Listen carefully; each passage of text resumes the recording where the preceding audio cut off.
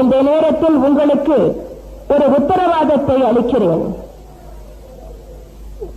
முன்பு ஒரு தவறு செய்துவிட்டேன். பிஜேபியோடு தேர்தல் கூட்டணி வைத்துக் கொண்டேன். நான் செய்த தவறை ஒப்புக்கொள்ளும் துணிச்சல், தைரியம் எனக்கு என்றைக்கும் உண்டு. அந்த தவறுக்கு பரிகாரமாகத்தான் நானே பிஜேபி ஆட்சியை கவிழ்த்தேன். இனி எந்த காலத்திலும் பிஜேபியோடு எந்த தொடர்பும் அனைத்து இந்திய அண்ணா திராவிட முன்னேற்ற கழகம் வைத்துக் கொள்ளாது. கடந்த 25 ஆண்டுகள்ல மக்கள் 3 பேர்த்துக்கு சான்ஸ் கொடுத்தாங்க. I will not del there name sir. Chance கொடுத்ததுக்கு அப்புறம் மறுபடியும் போய் நீங்க டிராவிடியன் பார்ட்டியோட அலையன்ஸ் வச்சீங்கன்னா எப்படி சார் மக்கள் உங்களை ஏத்துக்குவாங்க? Politics sometimes is patience.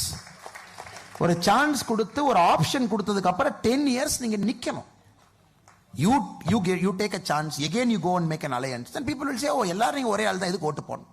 2019 வாரணாசியில Modi அவர்கள் வேட்புமனு தாக்கல் செய்ய போறாங்க. எல்லா முதலமைச்சர்களும் கூட்டணி கட்சியினுடைய முதலமைச்சர்களும் அங்க போறாங்க. நீங்களும் வாங்க, நான் போலாம். அதற்கு எடப்பாடி பழனிசாமி சொன்ன பதில் என்னன்னா, தோற்க போகிற மோடிக்காக நான் எதற்கு வாரணாசிக்கு வர வேண்டும் என்று சொன்ன பதில். இல்லை என்று எடப்பாடி பழனிசாமி சொல்லட்டும். என்னுடைய தலைவனை பற்றி எப்படி எடப்பாடி பழனிசாமி என்று பேசினாரோ, மானமுள்ள அண்ணாமலை அன்றிலிருந்து கூட்டணி கட்சி தலைவராக எடப்பாடி பழனிசாமி எப்பொழுதும் நான் ஏற்றுக்கொண்டது கிடையாது.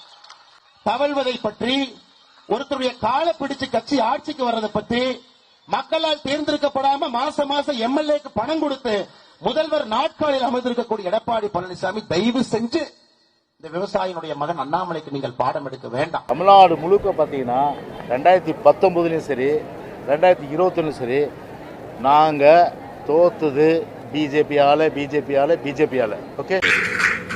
ये चुनाव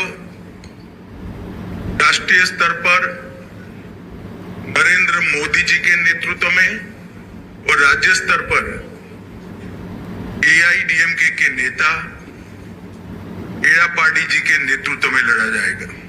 இந்த தேர்தல் தேசிய அளவில் திரு மோடி அவர்களின் சீரிய தலைமையிலும் தமிழ்நாட்டில் அஇஅதிமுகவின் தலைவர் திரு எடப்பாடி அவர்களின் தலைமையிலும் நடைபெற இருக்கிறது. एक प्रकार से